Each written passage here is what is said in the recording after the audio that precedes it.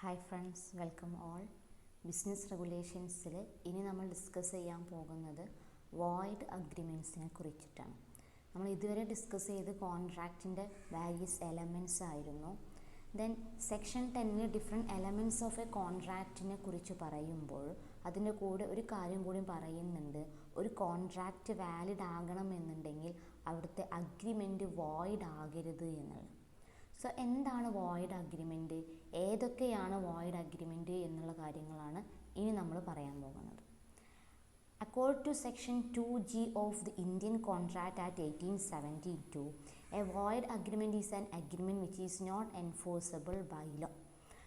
അതായത് കോൺട്രാക്റ്റ് ആക്ടിൻ്റെ section 2G പ്രകാരം ഒരു വോയിഡ് അഗ്രിമെൻ്റ് എന്ന് പറഞ്ഞാൽ നിയമസാധുത ഇല്ലാത്ത ഒരു അഗ്രിമെൻ്റ് എന്നുള്ളതാണ് പറയുന്നത്. A void agreement does not create any legal rights and obligation. ഒരു വോയിഡ് അഗ്രിമെൻ്റ് അവിടുത്തെ പാർട്ടീസിന് ലീഗലായിട്ടുള്ള ഒരു റൈറ്റ്സും ഒബ്ലിഗേഷൻസും ഉണ്ടാകുന്നില്ല. അതായത് നിയമപരമായി അവർക്കൊരു അവകാശങ്ങളും ഉണ്ടാകുന്നില്ല, ഒരു ഉത്തരവാദിത്വം ഉണ്ടാകുന്നില്ല. It is void ab initio, that means void from the very beginning and without any legal effect. ഒരു വോയിഡ് അഗ്രിമെൻ്റ് എന്ന് പറഞ്ഞാൽ അത് ആദ്യം തൊട്ട് തന്നെ വോയിഡ് ആയിരിക്കും. അതിന് ഒരു സമയത്തും അതിൻ്റെ വാലിഡിറ്റി അല്ലെങ്കിൽ ലീഗൽ എഫക്റ്റ് വരുന്നില്ല. Agreements which possess all the essential elements of a valid contract laid down in section 10 must not have been expressly declared as void by any law in force in any country. Then section 10 പ്രകാരം ഒരു contract valid ആകണമെന്നുണ്ടെങ്കിൽ ആ agreement എന്ന് പറയുന്നത് ഇന്ത്യയിലെ ഒരു ലോയും അതിനെ വോയിഡായിട്ട് express ചെയ്തതാകരുത് എന്ന് പറയുന്നുണ്ട്. സോ വോയിഡ് അഗ്രിമെൻ്റ് ആയ ഒരു കോൺട്രാക്റ്റ് അല്ലെങ്കിൽ വോയിഡ് അഗ്രിമെൻ്റ് ബേസിലുള്ള ഒരു കോൺട്രാക്റ്റ് എന്താകുന്നില്ല, വാലിഡ് ആകുന്നില്ല. Then agreements expressly declared as void. Contract ആക്റ്റിൽ തന്നെ ചില അഗ്രിമെൻറ്റ്സിനെ വോയിഡായിട്ട് സ്പെസിഫൈ ചെയ്തിട്ടുണ്ട്. അതാണ് ഈ താഴെ കൊടുത്തിട്ടുള്ള agreements. Agreements by incompetent person, agreements made under a mutual mistake, agreements the object of consideration of which is unlawful, agreements the object of consideration is partly unlawful, agreements made without consideration, agreements in restraint of marriage, agreement in restraint of trade, agreement in restraint of legal proceedings, agreements the meaning of which is uncertain, agreements by way of vague and agreements to do impossible acts. ഇതിൽ first തന്നിട്ടുള്ളതൊക്കെ നമ്മൾ almost discuss ചെയ്തിട്ടുണ്ട്. Last ഇനി പറയാനുള്ളത് 3 agreements, അതായത് agreements which is uncertain, then wagering agreement and agreement to do impossible acts ആണ്. ബാക്കിയുള്ള അഗ്രിമെൻറ്റ്സൊക്കെ നമ്മൾ already മുമ്പുള്ള ക്ലാസ്സുകളിൽ ഡിസ്കസ് ചെയ്തു. ഇനി നമ്മൾ പറയാൻ പോകുന്നത് അൺസർട്ടൈൻ അഗ്രിമെൻറ്റ്സിനെ കുറിച്ചിട്ടാണ്. അൺസർട്ടൈൻ അഗ്രിമെൻറ്റ് കോൺട്രാക്റ്റ് ആക്ടിൻ്റെ സെക്ഷൻ 29 സ്പെസിഫൈ ചെയ്തിട്ടുള്ളത്. An uncertain agreement is one the terms of which are uncertain or not capable of being made certain are void. An agreement with uncertain, ambiguous or vague terms is void because in such cases courts may not give a practical meaning to the contract. ചില കോൺട്രാക്റ്റുകളിൽ എന്തെങ്കിലും കാര്യത്തെക്കുറിച്ചിട്ട് ഒരു clarity വരാത്ത കേസുകൾ, അതായത് ഒരു നമുക്ക് fixed ആയിട്ട് ഒരു കാര്യം പറയാൻ പറ്റാത്ത കാര്യം വെച്ചിട്ട് അഗ്രിമെൻറ്റ്സ് ഫോം ചെയ്യാം. ചിലപ്പം ആ ഒരു കോൺട്രാക്റ്റിലുള്ള സബ്ജക്റ്റ് മാറ്റർ ക്വാണ്ടിറ്റിയെ കുറിച്ചിട്ടോ ക്വാളിറ്റിയെ കുറിച്ചിട്ടോ ഒക്കെ ആവും. അതിന് ടൈപ്പ് എന്താണ്, അല്ലെങ്കിൽ ഓണർഷിപ്പിനെ കുറിച്ചിട്ടൊക്കെ എന്തെങ്കിലും ഒരു അൺസർട്ടൈനിറ്റി നിലനിൽക്കുന്നുണ്ടെങ്കിൽ അത്തരം അഗ്രിമെൻറ്റിനെയാണ് നമ്മൾ അൺസർട്ടൈൻ അഗ്രിമെൻ്റ് എന്ന് പറയുന്നത്. For example, A agreed to sell to B 100 tons of oil. There is nothing whatever to show what kind of oil was intended. Therefore, the agreement is void for uncertainty. അതായത് ഇവിടെ A ബിക്ക് 100 tons of oil വിൽക്കാമെന്ന് സമ്മതിക്കുന്നുണ്ട്. പക്ഷേ ആ oil എന്ത് ഓയിലാണ്, അതിൻ്റെ quality, ഒരുപാട് types oils ഉണ്ട്, അതിൽ ഏത് ടൈപ്പ് ഓയിലാണ് എന്നുള്ളവിടെ സ്പെസിഫൈ ചെയ്യുന്നില്ല. സോ ഓയിലിനെ കുറിച്ചൊരു അൺസർട്ടൈനിറ്റി നിലനിൽക്കുന്നത് കൊണ്ട് ഈ അഗ്രിമെൻ്റ് അൺസർട്ടൈൻ ആയതുകൊണ്ട് അത് വോയിഡായിട്ട് മാറും. ഇങ്ങനെ ഏതെങ്കിലും കാര്യത്തെക്കുറിച്ച് അൺസർട്ടൈനിറ്റി നിലനിൽക്കുന്ന അഗ്രിമെൻറ്റിന് വാലിഡിറ്റി ഇല്ല, അത്തരം അൺസർട്ടൈൻ അഗ്രിമെൻറ്റ് വോയിഡ് ആണ് എന്ന് കോൺട്രാക്റ്റ് ആക്ടിൻ്റെ സെക്ഷൻ 29 സ്പെസിഫൈ ചെയ്തിട്ടുണ്ട്. അടുത്തൊരു വോയിഡ് അഗ്രിമെൻ്റ് ആണ് വേഗറിംഗ് അഗ്രിമെൻറ്റ്. കോൺട്രാക്റ്റ് ആക്ടിൻ്റെ സെക്ഷൻ 30 വേഗറിംഗ് അഗ്രിമെൻറ്റിനെ കുറിച്ച് പറയുന്നത്. വേഗറിംഗ് അഗ്രിമെൻറ്റ് എന്ന് പറഞ്ഞാൽ വാതുവെപ്പ് അല്ലെങ്കിൽ പന്തയം അങ്ങനെയുള്ള അഗ്രിമെൻറ്റ്സ് ആണ് വേഗറിംഗ് അഗ്രിമെൻറ്റ് കൊണ്ട് ഉദ്ദേശിക്കുന്നത്. Wagering agreement or wager may be defined as an agreement in which one person agrees to pay certain amount of money to the other person on the happening or non-happening of a specified uncertain event. ഒരു uncertain ആയുള്ള event നടക്കുകയോ നടക്കാതിരിക്കുന്നതോ അനുസരിച്ചിട്ട് ഒരു amount അല്ലെങ്കിൽ ഒരു മണി value ഉള്ള എന്തെങ്കിലും കൈമാറ്റം ചെയ്യാനുള്ള അഗ്രിമെൻറ്റ് ഫോം ചെയ്താൽ അത്തരം അഗ്രിമെൻറ്റിനെയാണ് വേഗറിംഗ് അഗ്രിമെൻറ്റ് എന്ന് പറയുന്നത്. സോ അവിടെ ഒരു അൺസർട്ടൈൻ ഇവൻ്റ് ഉണ്ടാവും, നടക്കുമോ നടക്കൂലേ എന്ന് ഉറപ്പില്ലാത്ത ഒരു ഇവൻ്റ് ഉണ്ട്. ആ ഇവൻറ്റിൻ്റെ ഹാപ്പനിങ് ഓർ നോട്ട് ഹാപ്പനിങ് അനുസരിച്ചിട്ടാണ് അഗ്രിമെൻറ്റ് പെർഫോം ചെയ്യുന്നത് എന്നുണ്ടെങ്കിൽ അത്തരം അഗ്രിമെൻറ്റിനെയാണ് വേഗറിംഗ് അഗ്രിമെൻറ്റ് എന്ന് പറയുന്നത്. Sir William Anson defines a wager as a promise to give money or money's worth upon the determination or ascertainment of an uncertain event. ഒരു uncertain ഇവൻറ്റിനെ depend ചെയ്തുകൊണ്ട് ഒരു specified amount of money അല്ലെങ്കിൽ monies worth പണമോ പണമൂല്യമുള്ള എന്തെങ്കിലും കൊടുക്കാമെന്ന് promise ചെയ്യുകയാണെങ്കിൽ അതിനെയാണ് വേഗർ എന്നുള്ളത് കൊണ്ട് ഉദ്ദേശിക്കുന്നത്. For example, X agrees with Y that if there is rain on a certain day, X will pay Y rupees 1000. If there is no rain, Y will pay X rupees 1000. The agreement is of wagering nature. അതായത് ഇവിടെ എക്സും വൈയും agreement enter ചെയ്യണം. അവിടെ ഒരു uncertain event ഉണ്ട്, അതായത് മഴ പെയ്യുക എന്നുള്ളത്. മഴ പെയ്യുകയാണ് എന്നുണ്ടെങ്കിൽ എക്സ് വൈക്ക് 1000 രൂപ കൊടുക്കും, മഴ പെയ്തില്ല എന്നുണ്ടെങ്കിൽ വൈ എക്സിന് 1000 രൂപ കൊടുക്കും. ഇതാണ് അഗ്രിമെൻറ്റ്. സോ ഈ അഗ്രിമെൻറ്റ് എന്താണ്? വേഗറിംഗ് നേച്ചറാണ്, അത് വോയിഡ് അഗ്രിമെൻ്റാണ്. ഇങ്ങനെ അൺസർട്ടൈൻ ഇവൻറ്റിനെ ഡിപ്പെൻഡ് ചെയ്തുകൊണ്ടാണ് ഒരു പ്രോമിസ് വെക്കുന്നത് എന്നുണ്ടെങ്കിൽ അത്തരം പ്രോമിസുകൾ അല്ലെങ്കിൽ അത്തരം അഗ്രിമെൻറ്റുകളെയാണ് വേഗറിംഗ് അഗ്രിമെൻ്റ് എന്ന് പറയുന്നത്. ഇനി ഒരു അൺസർട്ടൈൻ ഇവൻ്റ് എന്ന് പറഞ്ഞാൽ ഫ്യൂച്ചറിൽ നടക്കാൻ പോകുന്ന ഒരു ഇവൻ്റ്, നമുക്ക് ഉറപ്പില്ലാത്തൊരു ഇവൻറ്റുമാകാം. അതേസമയം തന്നെ ചില കാര്യങ്ങൾ ഓൾറെഡി നടന്നിട്ടുണ്ടാവും. ആ നടന്ന കാര്യത്തെക്കുറിച്ച് കോൺട്രാക്റ്റിംഗ് പാർട്ടീസ് അറിയാതെയാണ് ഒരു കോൺട്രാക്റ്റ് ഫോം ചെയ്യുന്നത് അല്ലെങ്കിൽ ഒരു അഗ്രിമെൻറ്റ് ഫോം ചെയ്യുന്നുണ്ടെങ്കിൽ അതിനെ നമുക്ക് അൺസർട്ടൈൻ ഇവൻ്റ് ആണ് എന്ന് പറയാം. Essential features of a wager agreement. Promise to pay or money's worth. There must be a promise to pay money or money's worth by one party to other. എല്ലാ agreement പോലെയും wagering അഗ്രിമെൻറ്റിലും ഒരു promise ഉണ്ട്, to pay a money or moneys worth. ഒരു പണമോ പണമൂല്യമുള്ള എന്തെങ്കിലും കൊടുക്കാമെന്ന് പറഞ്ഞിട്ടുള്ളൊരു പ്രോമിസ് തന്നെയാണ് വേഗറിംഗ് അഗ്രിമെൻറ്റ് ബേസും. Then second one, uncertainty of the event. The agreement must be conditional upon the determination of an uncertain event. An event may be uncertain not only because it relates to future but because it is not yet ascertained to the knowledge of the parties. അതാണ് uncertainty of ഇവൻറ്റിനെ കുറിച്ച് പറയുന്നത്.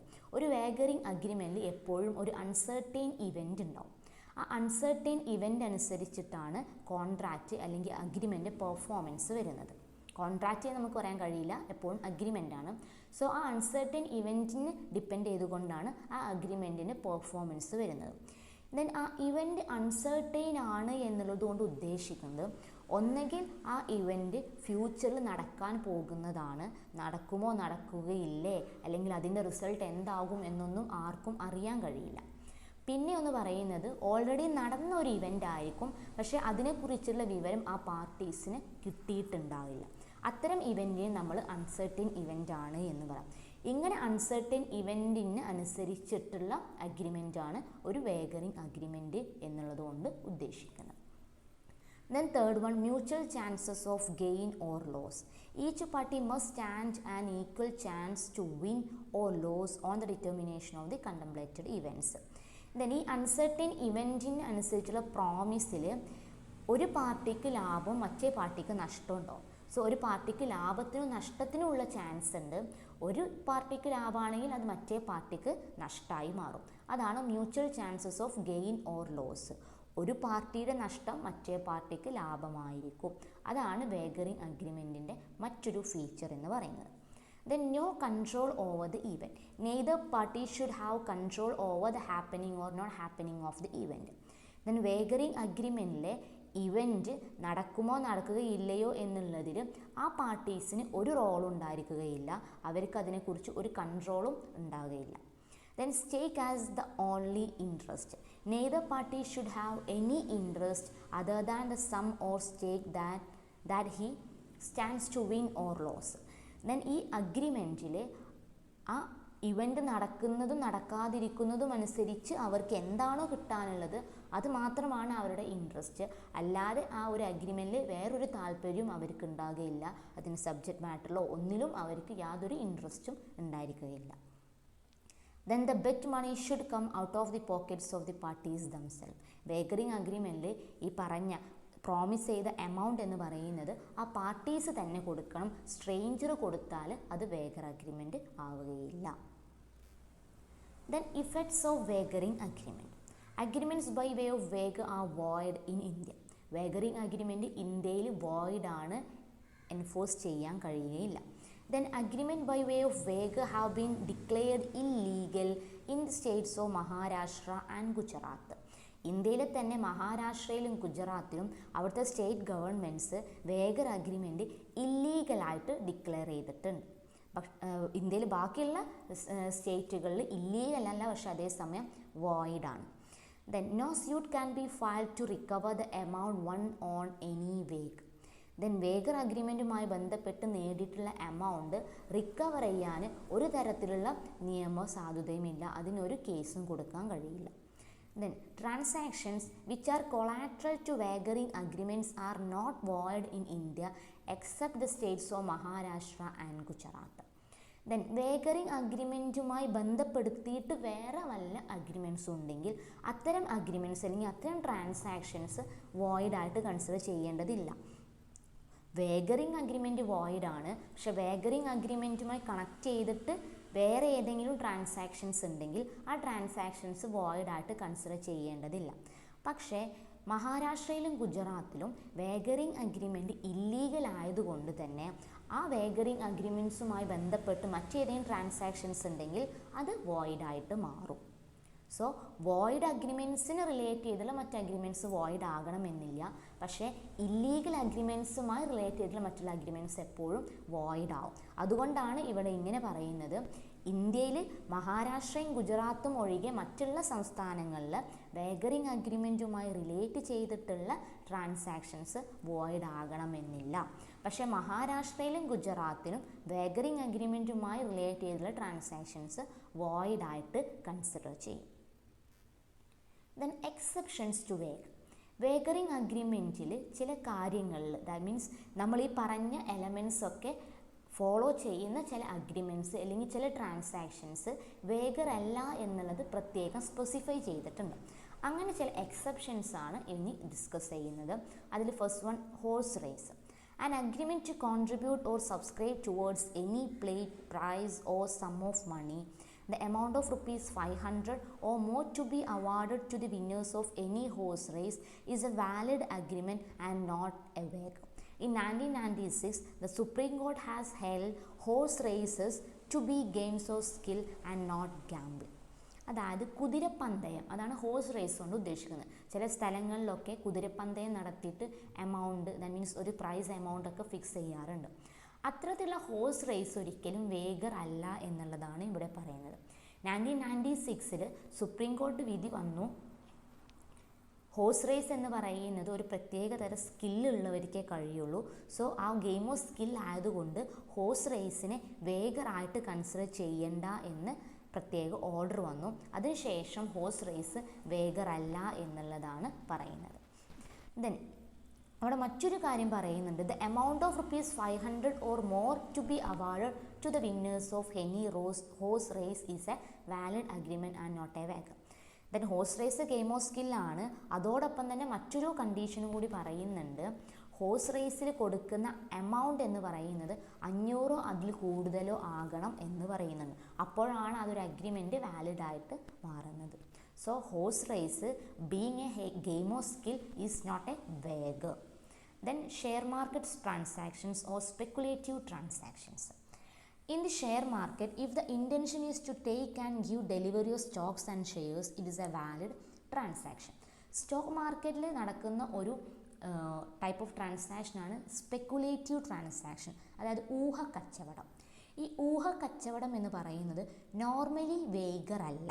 അതായത് വാങ്ങുകയും വിൽക്കുകയും share വാങ്ങുകയും വിൽക്കുകയും ചെയ്യുക, അല്ലെങ്കിൽ മറ്റുള്ള സ്റ്റോക്കുകളും വാങ്ങുകയും വിൽക്കുകയും ചെയ്യുമ്പോഴും ഊഹക്കച്ചവടം നടത്താറുണ്ട് സ്റ്റോക്ക് പാർട്ടിസിപ്പൻസ്. അത് ഊഹക്കച്ചവടം എന്തല്ല, നോർമലി വേഗറിങ് അഗ്രിമെൻ്റ് അല്ല.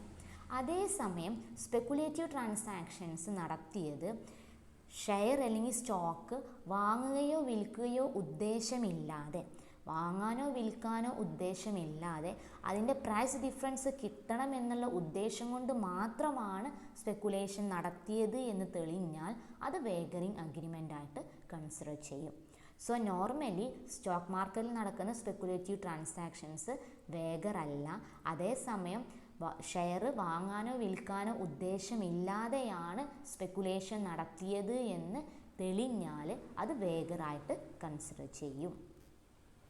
Then third one, price competition.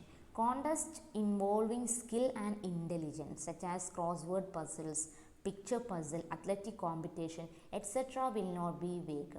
അതായത് പ്രത്യേക കഴിവുകൾ ഉൾക്കൊള്ളുന്ന ചില കോമ്പറ്റീഷൻസ് ഉണ്ട്.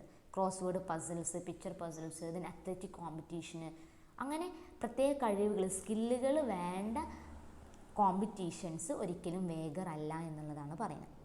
But if in crossword competition the winning of the prize depends upon the tallying of competitors' entry with the solutions kept with the editor of magazine, then it is a wagering transaction. Then prize competitions വേഗർ അല്ല എന്ന് പറയുമ്പോൾ അതിനോട് relate ചെയ്ത് മറ്റൊരു condition പറയുന്നുണ്ട്. ഈ competitions നടത്തുമ്പോൾ അതിൽ കോമ്പറ്റീറ്റർ, പങ്കെടുത്ത വ്യക്തി കൊടുക്കുന്ന ആൻസർ മത്സരം സംഘടിപ്പിക്കുന്ന, ചിലപ്പോൾ ന്യൂസ് പേപ്പേഴ്സോ മാഗസിൻസോ ഒക്കെ ആവാം, അവരുടെ എഡിറ്റേഴ്സ് പറയുകയാണ് അവരുടെ അടുത്തുള്ള ആൻസറിന് ടാലി ആകണം എന്ന് പറയുകയാണ് എന്നുണ്ടെങ്കിൽ അത് വേഗറിങ് നേച്ചറാണ് എന്ന് നമുക്ക് പറയാം. സോ ചില കോമ്പറ്റീഷൻസിൽ ചില പ്രോബ്ലംസിന് ഡിഫറെൻറ്റ് സൊല്യൂഷൻസ് കറക്റ്റായിട്ട് വരാം. അതിൽ പങ്കെടുത്ത പാർട്ടിസിപ്പൻറ്റ് കൊടുത്ത ആൻസർ എഡിറ്ററിന് അല്ലെങ്കിൽ കോണ്ടസ്റ്റ് കണ്ടക്ട് ചെയ്തവരുടെ ആൻസറിന് ടാലി അല്ല എന്ന് പറയുന്ന ഒരു കണ്ടീഷൻ വന്നാൽ, അല്ലെങ്കിൽ പാർട്ടിസിപ്പേഷൻ കണ്ടക്ട് ചെയ്യുന്നവരുടെ ആൻസറിന് ടാലി ആയിട്ട് തന്നെ വരണം എന്നുള്ള കണ്ടീഷൻ പറയുകയാണ് എന്നുണ്ടെങ്കിൽ അവിടെ വേഗറിങ് നാച്ചർ ഉണ്ട് എന്ന് നമുക്ക് പറയാം. സോ നോർമലി കോമ്പറ്റീഷൻസ് എന്തല്ല, വേഗറിങ് നാച്ചർ അല്ല എന്നുള്ളതാണ് പറയുന്നത്. Then according to the price competition and 1955, price competitions in game of skill are not wagers provided the amount of prize does not exceed ₹1000. Then price competition act 1955 പ്രകാരം ഇങ്ങനെയുള്ള കോമ്പറ്റീഷൻസിന് price amount 1000 കൂടരുത് എന്നും പറയുന്നുണ്ട്. അതുകൂടി consider ചെയ്തിട്ടാണ് ആ ഒരു contest അല്ലെങ്കിൽ ആ ഒരു കോമ്പറ്റീഷനെ വേഗർ അല്ലാത്തതായിട്ട് കൺസിഡർ ചെയ്യുന്നത്. Then commercial transaction. Agreement for sale and purchase of any commodity is not a wagering agreement but a valid contract. But at the same time, transactions done with the sole intention of paying or getting difference in price, the agreement is wagering and void. അതായത് സാധനങ്ങൾ വാങ്ങുക വിൽക്കുകയുമായി ബന്ധപ്പെട്ട agreements ഒരിക്കലും വാഗറിങ് agreement അല്ല. അത്തരം agreements valid തന്നെയാണ്. പക്ഷെ അതേസമയം സാധനങ്ങൾ അതിൻ്റെ വിലയിലുള്ള വ്യത്യാസം മാത്രം ബെനിഫിറ്റായിട്ട് എടുത്തുകൊണ്ട് മാറ്റക്കച്ചവടം നടത്തുക എന്ന് പറയുമ്പോൾ അത് വേഗറായിട്ട് കൺസിഡർ ചെയ്യും. സാധാരണ ഒരു പ്രോഡക്റ്റ് വാങ്ങിയിട്ട് നമ്മൾ പിന്നെ അത് വിൽക്കുമ്പോൾ അതിലെന്തെങ്കിലും ഒരു വാല്യൂ അഡീഷൻ ചെയ്യണം, എന്നാലേ നമുക്ക് ഹയർ പ്രൈസ് ഡിമാൻഡ് ചെയ്യാൻ കഴിയുള്ളൂ. സോ ഒരു തരത്തിലുള്ള വാല്യൂ അഡീഷൻ നടത്താതെ പ്രൈസ് ഡിഫറൻസ് കിട്ടുന്നതിന് വേണ്ടി മാത്രം പർച്ചേസ് ആൻഡ് സെയിൽ നടത്തുന്നുണ്ടെങ്കിൽ അത്തരം കൊമേഴ്ഷ്യൽ ട്രാൻസാക്ഷൻസ് വേഗറാവും എന്നുള്ളതാണ് ഇവിടെ പറയുന്നത്. അല്ലാത്ത കേസിൽ നോർമലി കൊമേഴ്ഷ്യൽ ട്രാൻസാക്ഷൻസ് ഒന്നും എന്തല്ല, വേഗറല്ല. Then lottery. An agreement to buy a ticket for a lottery is a wager. Lottery ticket വാങ്ങാനുള്ള അഗ്രിമെൻ്റ് എന്ന് പറയുന്നത് വേഗറാണ്. അതേസമയം as per section 294A of IPC 1860, any person who keeps any office or place for the purpose of drawing any lottery, not being a state lottery authorized by the state government, shall be punished with imprisonment for a term extending up to 6 months or with fine or with both. അതായത് IPC Indian penal code 1860 section 294A പ്രകാരം ഏതെങ്കിലും ഒരു വ്യക്തി സംസ്ഥാന government recognise ചെയ്യാത്ത ഒരു ലോട്ടറിക്ക് വേണ്ടിയിട്ട് ഒരു ഓഫീസ് സെറ്റപ്പ് ചെയ്യുകയാണ് എന്നുണ്ടെങ്കിൽ അവിടുത്തെ പണിഷബിളാണ്. അതിന് 6 months വരെ ഇംപ്രിസൺമെൻറ്റ് അല്ലെങ്കിൽ ഫൈനോ കിട്ടും എന്നുള്ളതാണ് പറയുന്നത്. സോ ഇവിടെ മനസ്സിലാക്കേണ്ടത് ലോട്ടറീസ് നോർമലി വേഗർ അല്ല. പക്ഷെ അതേസമയം ലോട്ടറി എന്ന് പറയുന്നത് അതാത് സ്റ്റേറ്റ് ഗവൺമെൻറ് റെക്കഗ്നൈസ് ചെയ്ത ലോട്ടറി ആകണം എന്നുള്ളത് നിർബന്ധമാണ്. അല്ലെങ്കിൽ അതിന് വാലിഡിറ്റി ഉണ്ടാവുകയില്ല. ദെൻ അതോടൊപ്പം ഒരു പോയിന്റ് കൂടി മനസ്സിലാക്കുക, ഏതെങ്കിലും ലോട്ടറി ടിക്കറ്റ് വാങ്ങാനുള്ള അഗ്രിമെൻറ്റ് എന്ന് പറഞ്ഞാൽ അത് വേഗർ ആയിരിക്കും. Then contracts of insurance. Insurance contract എന്ന് പറഞ്ഞാൽ ഈ പറഞ്ഞ വേഗറിംഗ് അഗ്രിമെൻറ്റ് എലമെൻറ്റ്സ് ഒക്കെ ഫുൾഫിൽ ചെയ്യുന്ന ഒരു കോൺട്രാക്റ്റ് തന്നെയാണ്. പക്ഷേ കോൺട്രാക്റ്റ് ഓഫ് ഇൻഷുറൻസ് ഒരിക്കലും വേഗറിംഗ് നാച്ചുറലതായിട്ട് അല്ലെങ്കിൽ വേഗറിംഗ് അഗ്രിമെൻ്റ് ആയിട്ട് കൺസിഡർ ചെയ്യാൻ പാടില്ല. കോൺട്രാക്റ്റ് ഓഫ് ഇൻഷുറൻസിൽ ഒരു സ്പെസിഫൈഡ് എമൗണ്ട് കൊടുക്കുന്ന ഒരു വ്യക്തിക്ക് അവരുടെ നഷ്ടം നികത്താൻ മറ്റൊരു വ്യക്തി ഒരു സ്പെസിഫൈഡ് എമൗണ്ട് കൊടുക്കാം. അതായത് ഒരു ഇൻഷുററും ഇൻഷുർഡും ഉണ്ടാവും. ഇൻഷുർഡ് എടുക്കുന്ന ഇൻഷുറൻസ് പോളിസി അനുസരിച്ച് ഒരു പ്രീമിയം എമൗണ്ട് പീരിയോഡിക്കലി ഇൻഷുററിന് കൊടുക്കും. ദെൻ ഇൻഷുർഡിന് എന്തെങ്കിലും ലോസ് സംഭവിച്ചാൽ ആ നഷ്ടം നികത്തുന്നതിന് വേണ്ടിയിട്ട് ഇൻഷുറർ ഒരു സ്പെസിഫൈഡ് എമൗണ്ട് കൊടുക്കും. അവിടെ നഷ്ടം എത്രയാണോ അതിനനുസരിച്ചിട്ടേ എമൗണ്ട് കൊടുക്കുകയുള്ളൂ. അതുകൊണ്ട് തന്നെ കോൺട്രാക്റ്റ് ഓഫ് ഇൻഷുറൻസ് ഒരിക്കലും വേഗറിംഗ് നാച്ചർ അല്ല. Then difference between wagering agreements and contract of insurance. First one, contract of insurance is valid and can be enforced in court of law, whereas a wagering agreement is void under section 30 without any legal effect. Insurance contracts എന്ന് പറയുന്നത് valid ആണ്, enforceable ആണ്. അതേസമയം വേഗറിംഗ് agreements എന്ന് പറയുന്നത് section 30 പ്രകാരം legal effect ഇല്ല, void ആണ്. Then second one, in case of insurance contract, the assured has an insurable interest in the subject matter, while in the wagering agreements the parties have no interest in the agreement except the state. അതായത് insurance കോൺട്രാക്റ്റിൽ ആ കോൺട്രാക്റ്റിലെ പാർട്ടിക്ക് എന്താണോ insure ചെയ്യുന്നത്, ആ നഷ്ടം എന്ത് നികത്താനുള്ള നഷ്ടമാണോ അതനുസരിച്ചിട്ട് അവിടുത്തെ സബ്ജക്റ്റ് മാറ്ററിൽ താല്പര്യമുണ്ടാവും. സോ കോൺട്രാക്റ്റ് ഓഫ് ഇൻഷുറൻസിൽ പാർട്ടീസിന് സബ്ജക്റ്റ് മാറ്ററിൽ താല്പര്യം ഉണ്ടാവും. അതേസമയം വേഗറിംഗ് അഗ്രിമെൻറ്റിൽ പാർട്ടീസിന് ഒരു തരത്തിലുള്ള താല്പര്യവും സബ്ജക്റ്റ് മാറ്റർ ഉണ്ടാവില്ല. അവർക്ക് ഉദ്ദേശം എന്ന് പറയുന്നത് ആ ബെറ്റ് എമൗണ്ട് കിട്ടുക എന്നുള്ളത് മാത്രം. പക്ഷേ ഇൻഷുറൻസ് കോൺട്രാക്റ്റ് അങ്ങനെയല്ല. Then third one, a contract of insurance except life insurance is a contract of indemnity. In the event of loss, only actual loss is to be made good, whereas in wagering agreement, the amount to be paid is decided for beforehand. അതായത് contract of insurance normally 2 type insurance ആണുള്ളത്, life ഇൻഷുറൻസും general ഇൻഷുറൻസും. Then life insurance ഒഴികെ മറ്റെല്ലാ ഇൻഷുറൻസും contract of indemnity ആണ്. അതായത് എന്താണോ നഷ്ടം വന്നിട്ടുള്ളത് ആ നഷ്ടം നികത്തുക എന്നുള്ളത് മാത്രമാണ്. ഫോർ എക്സാമ്പിൾ 2 lakhs ഒരു പോളിസി എടുത്തു, പക്ഷേ 1 lakh ആണ് ഒരാൾക്ക് നഷ്ടം വന്നത് എന്നുണ്ടെങ്കിൽ 1 lakh അവിടെ കിട്ടുള്ളൂ. എന്താണോ ആക്ച്വൽ ലോസ് അതേ മാക്സിമം കിട്ടുള്ളൂ, അതിന് കൂടുതലൊന്നും കിട്ടുന്നില്ല. സോ അതുകൊണ്ട് തന്നെ ഇൻഷുറൻസ് കോൺട്രാക്റ്റ് ഓഫ് ഇൻഡെംനിറ്റി ആണ് എന്ന് പറയാം. സോ ആ ഇവൻ്റ് നടന്നതിന് ശേഷം, നഷ്ടം നടന്നതിന് ശേഷം വാരിയസ് കാൽക്കുലേഷൻസ് നടത്തിയിട്ടാണ് ആ കൊടുക്കേണ്ട എമൗണ്ട് ഫിക്സ് ചെയ്യുന്നത്. അതേസമയം വേഗറിംഗ് അഗ്രിമെൻറ്റ് ഫോം ചെയ്യുമ്പോൾ തന്നെ അവിടെ കൊടുക്കുന്ന കൈമാറ്റം ചെയ്യുന്ന എമൗണ്ട് ഫിക്സ് ചെയ്തിട്ടുണ്ടാകും എന്നുള്ളതാണ് പറയുന്നത്. Then fourth one, a contract of insurance is based on scientific actuarial calculation of risk, while wagering transactions are pure gamble or game of chance. Contract of ഇൻഷുറൻസിൽ നഷ്ടം വന്ന എമൗണ്ട് ഫിക്സ് ചെയ്യുന്നത് calculations നടത്തിയിട്ടാണ്, അതനുസരിച്ചിട്ടാണ് amount കൊടുക്കുന്നത്, means നഷ്ടം നികത്തുന്നത്. പക്ഷേ വേഗറിംഗ് ട്രാൻസാക്ഷനിൽ ഗെയിം ഓഫ് ചാൻസ്, ആർക്കാണോ ഭാഗ്യം ഉണ്ടായത് അവർക്ക് ലാഭം ഉണ്ടാവും, മറ്റേ വ്യക്തിക്ക് നഷ്ടം ഉണ്ടാവും. ആ എമൗണ്ട് എന്ന് പറയുന്നത് ഓൾറെഡി ഫിക്സ് ചെയ്തിട്ടുണ്ടാവും. അതാണ് പ്യുവർ ഗാംബ്ലിംഗ് ആണ് എന്നുള്ളത് പറയുന്നത് അതുകൊണ്ടാണ്.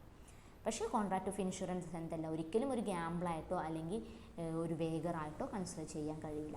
Then a wager will arise only if one party loses and another gains, while in insurance contract no winning or losing. അതായത് വേഗറിംഗ് അഗ്രിമെൻ്റ് ഒരു ഫ്യൂച്ചറാണ്, mutual chance of gain or loss എന്നുള്ളത്. അതായത് ഒരു പാർട്ടിക്ക് നഷ്ടം ഉണ്ടാകുമ്പോൾ മറ്റേ പാർട്ടിക്ക് ലാഭമായിരിക്കും, അതിൽ ആ എമൗണ്ടും ഈക്വൽ ആയിരിക്കും. അതേസമയം കോൺട്രാക്റ്റ് ഓഫ് ഇൻഷുറൻസിൽ ലാഭം നഷ്ടം എന്നുള്ളതല്ല, എന്താണോ ഇൻഷുറൻസ് എടുത്ത വ്യക്തിക്കുണ്ടായ നഷ്ടം അത് ഇൻഷുറൻസ് കമ്പനി നികത്തി കൊടുക്കുക എന്നുള്ളതാണ്. അവിടെ കൺസിഡറേഷനായിട്ട് ഒരു പ്രീമിയം വാങ്ങിയിട്ടുണ്ടാവും, അതനുസരിച്ചിട്ടാണ് കോൺട്രാക്റ്റ് ഓഫ് ഇൻഷുറൻസ്. പക്ഷെ അങ്ങനെയൊന്നുമല്ല വേഗറിൽ വരുന്നത്.